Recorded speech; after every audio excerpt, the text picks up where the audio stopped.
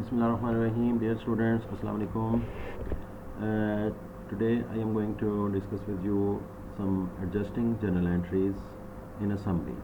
In the previous four videos we have learned different types of adjusting entries like prepayments and accruals. Prepayments को deferrals भी कहते हैं. So deferrals या prepayments की दो types हैं, prepaid expenses and unearned revenue. इसी तरह से accruals की भी दो types हैं, accrued expenses and accrued revenue. ये हम previous 4 वीडियोज़ में कवर कर चुके हैं और अब इसको समराइज़ करते हैं एडजस्टिंग एंट्रीज़ को और उससे अगले स्टेप्स जो हैं वो यानी posting adjusting journal entries into ledger accounts और फिर उससे एडजस्टेड ट्रायल बैलेंस बन जाएगा. So let's move on to our journal entries.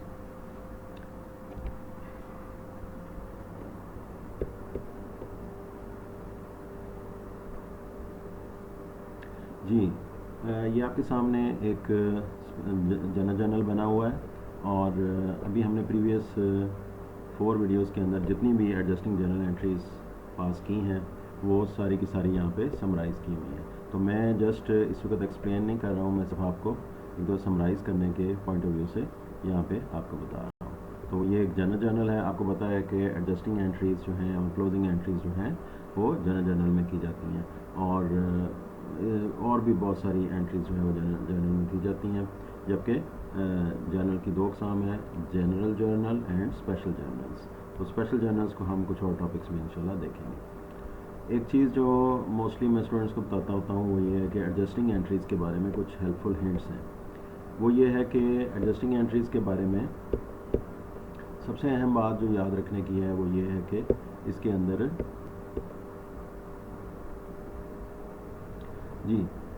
इसके अंदर जो है वो कैश की ट्रांजैक्शन नहीं होती. जो भी कोई एडजस्टिंग एंट्रीज़ होती हैं उसमें आपको कैश नज़र नहीं आएगा. सो हेल्पफुल हिंट नंबर 1 ये है कि adjusting entries should not involve debits और क्रेडिट्स टू कैश. तो इसमें कैश क्यों नहीं होता ये एक डिटेल मैटर है, इसको फिर किसी वक्त देखेंगे. दूसरा इंपॉर्टेंट पॉइंट ये है कि आप जो भी कोई एडजस्टिंग एंट्री बनाएं उसके अंदर एवेलुएट करें whether the adjustments make sense, यानी कि उसके डेबिट को देखें कि फ़र्ज़ करें कि सप्लाईज़ जो हैं वो आपके सामने डिक्रीज़ हो रही हैं और सप्लाईज़ एक्सपेंस इंक्रीज़ हो रहा है. तो ये एक चीज़ इनका आपस में कनेक्शन है कि सप्लाईज़ जो हैं इस्तेमाल हो जाती हैं तो वो एक एक्सपेंस में कन्वर्ट हो जाती हैं. तो ये एक मेक सेंस. तो ये एक चीज़ ध्यान में रखिएगा. उसके अलावा जो एक बहुत ज़्यादा फेमस एक क्राइटेरिया है वो ये है कि एक इफ़ेक्ट एडजस्टिंग एंट्रीज़ का इनकम स्टेटमेंट में जाता है और दूसरा इफ़ेक्ट जो है वो स्टेटमेंट ऑफ फाइनेंशियल पोजीशन में जाता है. तो वापस आते हैं जो हमने अभी सारी एडजस्टिंग एंट्रीज़ की थी. So first adjusting entry was supplies expense debit supplies credit. ये हमें बताया गया था कि सप्लाईज 1500 की जो है वो यूज्ड अप हो गई थी. तो सप्लाईज एक्सपेंस को क्यों डेबिट किया? सप्लाईज एक्सपेंस जो increase in expenses is recorded on debit side and decreases of the assets is recorded on credit side. So supplies expense debit और सप्लाईज क्रेडिट. नरेशन नीचे ज़रूर लिखें, डिस्क्रिप्शन लिखें. तो to record the supplies used, याद रहे कि ये जो हम मेथड कर रहे हैं इसके अंदर प्रीपेमेंट्स का ये जो मेथड है इसके अंदर हम जो सप्लाईज यूज्ड हो जाती हैं वो हम जो है वो इसकी एंट्री करते हैं. ठीक है जी. इसी तरीके से प्रीपेमेंट्स को के रूल को मद्देनज़र रखते हुए इंश्योरेंस में भी वही चीज़ है जो कि सप्लाईज में थी, यानी assets as soon as asset is used up it is converted into expense. तो सप्लाईज यूज अप हो गई तो वो एक्सपेंस में कन्वर्ट हो गई. इसी तरह इंश्योरेंस जो है, इंश्योरेंस का यूज़ अप हो जाना क्या है? इंश्योरेंस का एक्सपायर हो जाना. सप्लाईज में यूज़ अप हो जाना और इंश्योरेंस में एक्सपायर हो जाना. एक्सपायर से मुराद मतलब ये कि जब वो टाइम पीरियड गुजर गया तो इंश्योरेंस एक्सपायर हो गई. तो इसी तरीके से उसी रूल को मद्देनज़र रखते हुए इंश्योरेंस एक्सपेंस डेबिट और prepaid insurance credit. Insurance expense क्यों डेबिट? क्योंकि एक्सपेंसेस जो हैं इंक्रीजेज हो उनमें तो हम उसको डेबिट करते हैं और एसेट्स में डिक्रीज़ हो तो हम उसको क्रेडिट करते हैं. इसी तरीके से डेप्रिसिएशन जो है इसका बहुत इजी रूल है. डेप्रिसिएशन एक्सपेंस डेबिट और एक्यूमुलेटेड डेप्रिसिएशन क्रेडिट. ये भी एक प्रीपेमेंट ही है और जिस तरीके से सप्लाईज एक्सपेंस को डेबिट किया, इंश्योरेंस एक्सपेंस को डेबिट किया, इसी तरह डेप्रिसिएशन एक्सपेंस को भी डेबिट किया. क्रेडिट में वहाँ पे जो था सप्लाईज एक एसेट था, प्रीपेड इंश्योरेंस एक एसेट था, उनको क्रेडिट किया था. यहाँ पे हम उस एसेट को क्रेडिट करने के बजाय यानी कि इक्विपमेंट को क्रेडिट करने के बजाय उस इक्विपमेंट के कॉन्ट्रा एसेट अकाउंट को क्रेडिट कर देते हैं, यानी कि एक्यूमुलेटेड डेप्रिसिएशन डैश इक्विपमेंट, जो कि इक्विपमेंट का कॉन्ट्रा एसेट अकाउंट है, और अल्टीमेटली जाके इफेक्ट वही आ जाता है जो कि हम सप्लाईज को क्रेडिट करते हैं, प्रीपेड इंश्योरेंस को क्रेडिट करते हैं। तो अगर यहाँ पे हम इक्विपमेंट को क्रेडिट करते हैं तो इफेक्ट अल्टीमेटली बैलेंस शीट में जाके वही आ जाता है। प्रीपेमेंट्स में जो है या डेफरल्स में दूसरी कैटेगरी आ जाती है रेवेन्यू की। तो उसमें जो है हमने आपको जो है वो अनअर्न्ड सर्विस रेवेन्यू का कॉन्सेप्ट जो है वो मुतारफ़ करवाया, यानी कि आपको बताया गया कि अगर आप किसी ख़ास टाइम पीरियड के दौरान कुछ एडवांस ले लेते हैं और उसी टाइम पीरियड में जो है वो या उस टाइम पीरियड के बाद जब आपको एडजस्टमेंट रिक्वायर्ड है, तो एडजस्टमेंट रिक्वायर्ड वाले पीरियड में अगर आप सर्विसेज प्रोवाइड कर देते हैं उस एडवांस के अगेंस्ट, तो उस एडवांस में यानी कि लायबिलिटी में कमी आ जाती है, और वो चूँकि आपने वो सर्विसेज प्रोवाइड कर दी हैं और वो रेवेन्यू में इंक्रीज़ हो जाता है। So unearned service revenue is a liability, decreases in liability is recorded on debit side और increases in revenue is recorded on credit side। मैं डिटेल में इसलिए नहीं जा रहा कि ये टॉपिक्स पहले कवर हो चुके हैं, हम जस्ट इस वक्त जो है वो posting into the laser accounts और ट्रायल बैलेंस को समराइज़ करना चाह रहे हैं। इसके बाद हम आ जाते हैं जी अपने दूसरी category of the adjusting entries, जो कि अक्रूवल्स हैं। अक्रूवल्स के अंदर जो है रेवेन्यूज़ का भी अक्रूवल होता है और एक्सपेंसेस का भी होता है।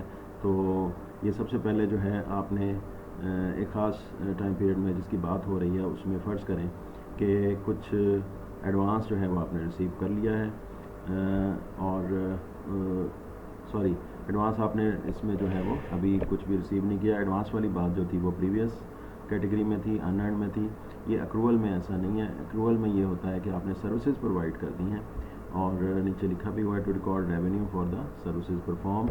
तो सर्विसेज परफॉर्म करने के बावजूद ना तो कैश रिसीव हुआ है, ठीक है, और जो है वो बिल भी जो है अगर नहीं भेजा तो वो आपने उसको भेजना है। तो अगर बिल नहीं भेजा गया तो आप एडजस्टिंग की डेट पे, लास्ट डेट के ऊपर जो है वो बिल भी रवाना करेंगे। उसकी वजह यह है कि मैचिंग प्रिंसिपल को मद्देनज़र रखते हुए इसका बिल भेजना भी इसी टाइम पीरियड में ज़रूरी है और इसको रिकॉर्ड करना भी इसी टाइम पीरियड में ज़रूरी है। तो ये हमने जो है वो सर्विसेज प्रोवाइड कर दी हैं, तो और हमारी सर्विसेज प्रोवाइड हो जाने के बाद, डिलीवर हो जाने के बाद रेवेन्यू हमारा जो है वो रिकग्नाइज़ होना चाहिए, रियलाइज़ होना चाहिए। तो हमने रेवेन्यू को क्रेडिट कर दिया। तो चूँकि अभी तक कैश रिसीव नहीं हुआ, लिहाजा हम उसकी जगह अकाउंट्स रिसीवेबल लिख देते हैं। सो दिस इज़ अक्रूड रेवेन्यू। और इसके दूसरी कैटेगरी अक्रूवल्स की जो है वो अक्रूड एक्सपेंसेस हैं। तो अक्रूड एक्सपेंसेस के अंदर जो है वो इंटरेस्ट एक्सपेंस है। इंटरेस्ट एक्सपेंस की कैलकुलेशन हमने देख ली थी। तो expenses are always debited, if expenses are not paid so this is a liability. So interest expense debit, expenses are always debited, interest payable is a liability and increases in liability is recorded on credit side. So इस तरह से accrued expense हो गया। और ये salaries and wages expense debit और salaries and wages payable credit. तो इस तरह से ये अक्रूड एक्सपेंसेस की एग्जांपल हो गई। अब हम क्या करने जा रहे हैं, अब हम ये देख रहे हैं कि ये जनरल जो है इसको अब हम किस तरीके से posting into the ledger accounts कर सकते हैं। तो एक या दो मैं आपके साथ एग्जांपल शेयर कर लेता हूँ। फॉर एग्जांपल जर्नल्स में सप्लाईज एक्सपेंस जो है आप देख रहे हैं कि डेबिट हो रही है 1500 से। तो सप्लाईज एक्सपेंस 1500 से डेबिट हो रहा है। अब हम लेजर अकाउंट्स में जाएंगे और सप्लाईज एक्सपेंस का अकाउंट सर्च करके उसके अंदर जो है हम उसको डेबिट कर देंगे 1500 से, whatsoever the amount is. So let's see where is supplies expense. So here is supplies expense. You may see that we have, so supplies expense जो है वो हमने उसको डेबिट कर दिया। तो जर्नल एंट्री के अंदर सप्लाईज एक्सपेंस डेबिट था, तो हमने इसके लेजर में भी इसको पोस्ट कर दिया, 1500 को हमने डेबिट कर दिया। ये आपके सामने रनिंग बैलेंस मेथड जो है वो इस वक्त चल रहा है। तो इस वजह से डेबिट, क्रेडिट और बैलेंस साथ के साथ मेंटेन हो रहा है। यानी 1500 हमने अगर सप्लाईज एक्सपेंस को डेबिट किया तो हमारा बैलेंस 1500 डेबिट बैलेंस ही है। तो सॉफ्टवेयर्स के अंदर जिस वक्त हम कर रहे होते हैं तो यहाँ पे बैलेंस जो है, जो यहाँ वैल्यू पुट करते हैं, एंट्री पुट करते हैं, ऑटोमेटिकली जर्नल से लेजर में भी पोस्ट हो जाती है। और यहाँ पे डेबिट अगर ना भी लिखा हुआ हो सॉफ्टवेयर में तो अंडरस्टूड होता है, क्योंकि उसके सॉफ्टवेयर के अंदर उसमें उसको इंस्ट्रक्शन दी हुई होती हैं कि एक्सपेंसेस का बैलेंस जो है वो हमेशा डेबिट होना है। इस वजह से जो है ये काम करता रहता है। अच्छा, अब इसमें जो है सप्लाइज एक्सपेंस हमने कर दिया, वापस आते हैं।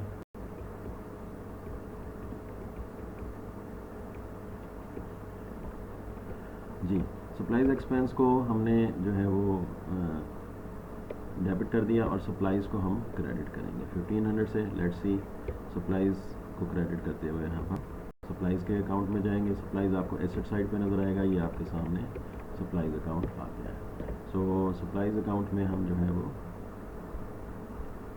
मैं आपके सामने थोड़ा हाईलाइट कर देता हूँ कि सप्लाइज को हमने वहाँ पे क्रेडिट किया था, तो ये आपके सामने सप्लाइज जो है वो क्रेडिट हो रही हैं 1500 से। ये आपके सामने सप्लाइज जो है वो क्रेडिट हो रही है। तो अब प्रीवियसली जो एंट्री चल रही थी रेफरेंस के एतबार से, ठीक है जी, तो वो हमने फिर 2500 उसमें बैलेंस था और हमने डेबिट बैलेंस था। अब हमने उसमें से जो है वो 1500 को क्रेडिट कर दिया। तो 1500 को क्रेडिट करने के बाद जो है वो हमारे पास माइनस करने के बाद 1000 जो है वो डेबिट बैलेंस फिर बच गया। इस तरीके से ये हमारा जो है वो प्रिपेयर हो गया। अच्छा, इसमें आप अगर गौर करें तो इसमें कुछ रेफरेंस सिस्टम भी चल रहा है। फ़िलहाल अभी हम उसकी डिटेल में नहीं जा रहे, और जब हम प्रैक्टिकल अकाउंटिंग की तरफ आएंगे तो उसमें हम कर सकते हैं। एनी हाउ, इसमें मसलन ये है कि J2 वहाँ पे लिखा हो, तो जनरल के पेज का नंबर जो है वो J2 यहाँ पे रेफरेंस दिया हुआ है कि J2 के पेज में से ये जो है इधर एंट्री आई हुई है। रेफरेंस के और भी सिस्टम्स होते हैं, तो जनरल में और तरह से है और यहाँ पे लेजर में और तरह से है। ये आप देख सकते हैं कि J2 का रेफरेंस यहाँ पे आपको प्रोवाइड किया हो। इसी तरीके से सप्लाइज एक्सपेंस में, तो ये हमने एक जो है आपके सामने एंट्री मैंने आपको पोस्टिंग करके दिखा दी है। इसी तरीके से हम आगे चलते हैं। एक जो है वो हम प्रीपेड रेवेन्यू यानी कि अनअर्नड रेवेन्यू को भी देख लेते हैं। यहाँ पे देखें, अनअर्नड सर्विस रेवेन्यू जो है आपके सामने डेबिट हुआ है। Let's move on to unearned service revenue. Unearned service revenue is a liability. तो हम अनअर्नड सर्विस रेवेन्यू में गए और वहाँ पे हम देख सकते हैं कि हमने उसको अनअर्नड सर्विस रेवेन्यू को जो है वो डेबिट किया हुआ है। ये आपके सामने आ गया, और डिस्क्रिप्शन में या एक्सप्लेनेशन में हमने उसका नाम लिखा हुआ है कि it is an adjusting entry. तो अनअर्नड सर्विस रेवेन्यू चूँकि एक लायबिलिटी था, इसका प्रीवियस बैलेंस क्रेडिट बैलेंस था, आपके सामने ही है। और अगर हम उसमें से क्रेडिट बैलेंस में से 1200 में से 400 को डेबिट कर देते हैं तो रिमेनिंग 800 हमारा रह जाता है। सो this is credit balance of 800। इसी तरीके से उसी एंट्री में आपको याद होगा कि अगर हमने अनअर्नड सर्विस रेवेन्यू को डेबिट किया था 400 से, तो क्रेडिट किया था हमने सर्विस रेवेन्यू को। So let's see where is service revenue. Service revenue में ये आपको नज़र आ गया कि हमने 400 से उसको क्रेडिट किया हुआ है। तो ये आपको क्रेडिट नज़र आ रहा है कि हमने 400 से क्रेडिट किया हुआ है। तो चूँकि ऑलरेडी इसमें और भी एंट्रियाँ थी, 10,000 से ऑलरेडी क्रेडिट हुआ था, ये क्रेडिट बैलेंस है। सो इसके अंदर 400 और ऐड हो गया। सो ये this is 10,400। This is also credit balance. Credit balance के अंदर क्रेडिट बैलेंस ऐड हो गया। तो इसके अंदर एडजस्टिंग एंट्री ये हमने रेफरेंस दे दिया एक्सप्लेनेशन में कि ये एडजस्टिंग एंट्री है, और adjusting entries always at the end of the accounting period होती हैं, जो कि नज़र आ रहा है कि 31 तारीख लिखी हुई है।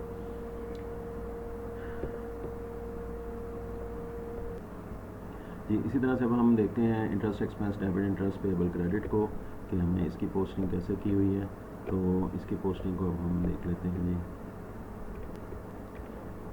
इंटरेस्ट की पोस्टिंग के लिए हमें एक जो है एक्सपेंस की तरफ जाना पड़ेगा, इंटरेस्ट एक्सपेंस की तरफ। इंटरेस्ट एक्सपेंस डेबिट है, ये हमें नज़र आ रहा है, ठीक है जी।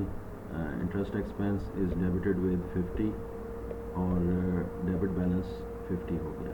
इसी तरीके से जो है वो इंटरेस्ट पेएबल को हमें क्रेडिट करना है। लायबिलिटीज़ की तरफ जाके देखेंगे तो वहाँ पे हमें इंटरेस्ट पेएबल नज़र आ जाएगा। इंटरेस्ट पेएबल इज़ क्रेडिटेड, ये आपके सामने 50 से क्रेडिट हुआ है, ठीक है जी। इस तरह से आपने तमाम चीज़ों को पोस्ट कर देना है। याद रहे, इधर गौर से देख लें, ये हमारा जनरल लेजर है, इसके अंदर कैश के अंदर कोई एडजस्टिंग एंट्री नज़र नहीं आ रही, जैसे कि मैंने आपके सामने वो इंस्ट्रक्शन में डिस्कस किया था। तो इस तरह आपने ये जितनी भी एडजस्टिंग एंट्रीज़ हैं इनको पोस्ट कर लेना है, अपनी टेक्स्ट बुक में देख लें, अपनी इसमें प्रैक्टिस कर लें। और फाइनल बैलेंस अब आपने लेके एडजस्टिंग एंट्रीज़ का आपने जी, अब जो आपने एडजस्टेड ट्रायल बैलेंस बनाना है वो इसी जनरल लेजर को आप पिक करेंगे और उसके वैल्यूज़ को एडजस्टेड ट्रायल बैलेंस में ले जाएंगे। याद रहे कि अगर आप किसी अकाउंटिंग सॉफ्टवेयर में काम कर रहे हैं तो जो ही आपने एडजस्टिंग एंट्री जनरल में पास की है वो फौरी तौर पे ये तमाम स्टेप्स को पास करती हुई, कंप्लीट करती हुई जनरल लेजर से होती हुई एडजस्टेड ट्रायल बैलेंस खुद ही वो सॉफ्टवेयर बना देगा। लेकिन ये कि हमें उस प्रोसेस को जानना ज़रूरी है।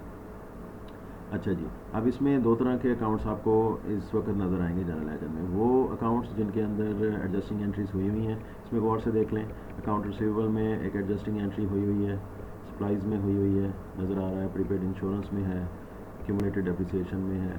तो जो आपकी इस वक्त एडजस्टिंग एंट्रीज जिन जिन अकाउंट्स में हुई हैं उनका बैलेंस कुछ तब्दील हो जाएगा प्रीवियस अनएडजस्टेड ट्रायल बैलेंस के मुकाबले में। तो बाकी जिनके अंदर एडजस्टिंग एंट्री नहीं है उनका बैलेंस जो है वो अनचेंज्ड रहेगा।